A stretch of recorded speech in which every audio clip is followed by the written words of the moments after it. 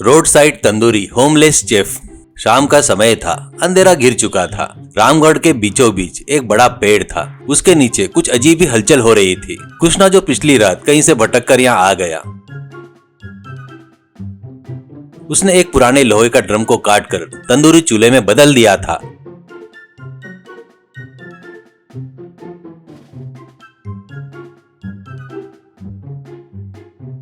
और कहीं से सूखी लकड़ियां चुनकर लाया और आग जला दी। उसके पास न बर्तन थे और न ही मसाले के डिब्बे, एक छोटी सी पोटली थी।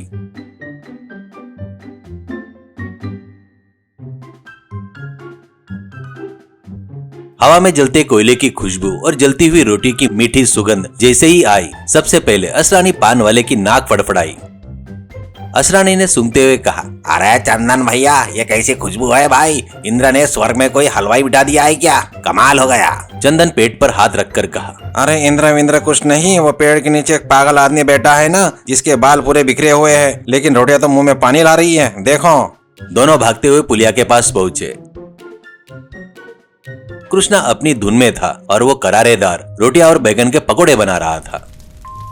चंदन ने जोर से कहा, अरे ओए, कौन है तो? परमिशन के बिना यहाँ धुआं क्यों उड़ा रहा है? और हमारे सरपंच रतन भाई को पता चला तो तेरी खाल खींच लेंगे, समझदार, खबरदार। कृष्णा ने बिना सिर उठाए एक गर्मा गर्म रोटी का टुकड़ा तोड़ा और उस पर जरा सा नमक और अपनी पोटली में से चुटकी मसाला छिड़का और चंदन की ओर बढ़ा दिया।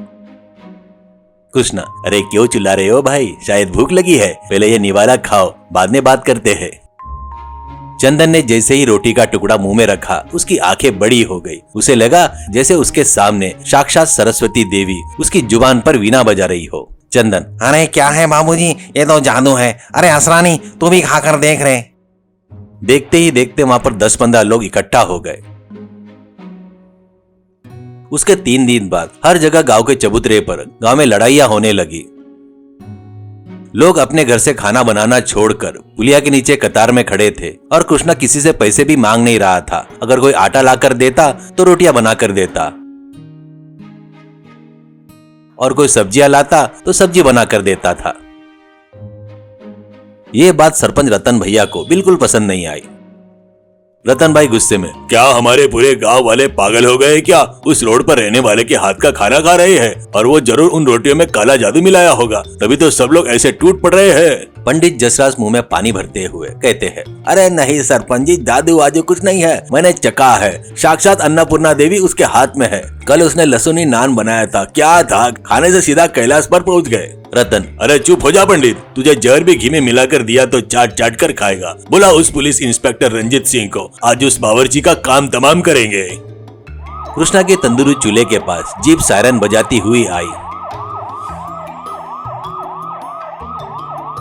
उसमें पुलिस इंस्पेक्टर रंजीत सिंह अपना बड़ा पेट संभालते हुए नीचे उतरा। उसके पीछे उसका कांस्टेबल और सरपंच रतन भाई थे।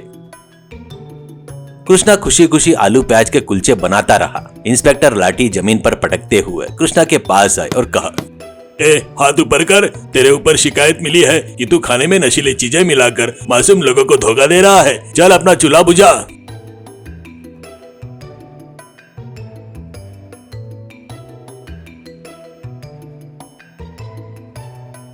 कृष्णा ने शांति से मिट्टी के बर्तन में दाल डाली और उस पर घी का तड़का लगाया। वो खुशबू इतनी तेज थी कि इंस्पेक्टर के हाथ से लाठी फिसलकर नीचे गिर गई। कृष्णा, इंस्पेक्टर साहब, आप हथकड़ी बाद में लगाना, पहले ये बताओ आपको भूख लगे है या नहीं? खाली पेट आप लाठी कैसे घुमाओगे? इंस्पेक्टर की नाक फड़की और रतन सिंह पीछे से चिल्ला रहा था, अरे इंस्पेक्टर साहब, आप इसकी बातों पर भरोसा मत करो, ये तांत्रिक है, जादू करता है। इंस्पेक्टर ने रतन की ओर गुस्से से देखा। इंस्पेक्टर, जरा चुप रहो सरपंच साहब, जांच चल रही है, हमें सबूत चाहिए। फिर कृष्णा की ओर मुड़ा और कहा, ए छोकरे, लेकर आता हूँ सबूत की प्लेट, ताकि मैं चेक कर सकूं कि इसमें जहर है या नहीं। कृष्णा मुस्कुराया और इंस्पेक्टर को कुलचा और दाल खाने को परोसी।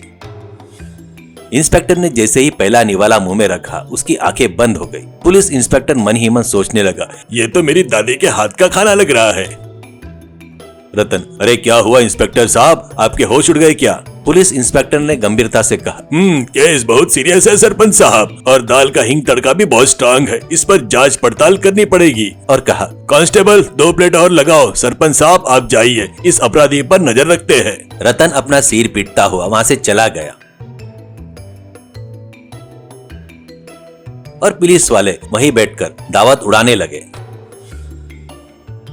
अब कृष्णा बाबा बन चुका था और उसे लोगों ने कहना शुरू कर दिया, उसके हाथ की रोटी खाने से घुटनों का दर्द ठीक हो जाता है। यह अफवाह सुनकर सेठ प्रेमनाथ यानी गांव का कंजूस आधी रात को कृष्णा के पास आया। सेठ, ए कृष्णा भाई, तू यहाँ क्यों मेहनत कर रहा है? चल मेरे साथ, मेरी दुकान के बाहर ठेला लगा, मुनाफे में आधा तेरा आधा मेरा, तुझे ब्रांडेड शर्ट खरीद कर दूंगा। कृष्णा अपने चूल्हे में लकड़ी जलाते हुए सेठ को कहता है, सेठ जी मेरा पेट भरा है, मुझे आपकी शर्ट नहीं चाहिए, और वैसे भी ये मेरा तंदूरी चूल्हा खुले आसमान के नीचे ही जलता है, दुकानों में नहीं। सेठ, अरे पागल, तेरे हाथों में दौलत है, तू करोड़पति बन सकता है, बस मसाले का राज बता दे।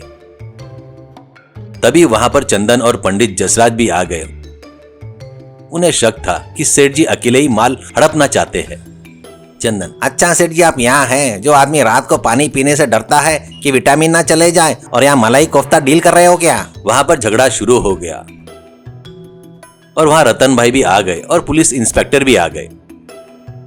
सब लोग कृष्णा को अपना बनाना चाहते थे, कोई बावर्ची बनाकर, कोई मंदिर में प्रसाद बनवाने वाला, कोई जेल में रखकर खुद का खाना बनवाने के लिए। कृष्णा बीच में बैठा मुस्कुरा रहा था। तभी गांव की उबड़ खाबड़ सड़क पर एक लंबी काली कार, महंगी कार आकर रुकी। उसके इंजन से धुआं निकल रहा था, कार खराब हो गई थी। उसमें सूट बूट पहने एक आदमी उतरा, नाम मिस्टर नटवरलाल था। वह बहुत गुस्से में था। नटवरलाल, हे भगवान, ये कैसी खराब जगह है, ड्राइवर कितना समय लगेगा? ड्राइवर, सार रेडिएटर फट गया है, 2 घंटे लगेंगे। नटवरलाल को जबरदस्त भूख लगी थी और उसने देखा कि एक पेड़ के नीचे भीड़ लगी है और वहां से कमाल की खुशबू आ रही है।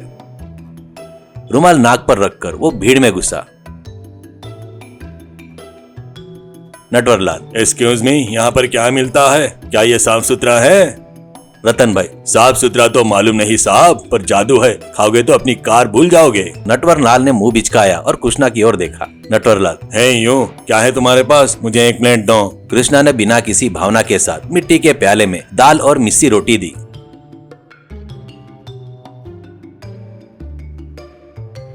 नटवरलाल ने शक से एक टुकड़ा तोड़ा और जैसे ही वो निवाला मुंह में गया, नटवरलाल का गुस्सा, अहंकार सब पिघल गया।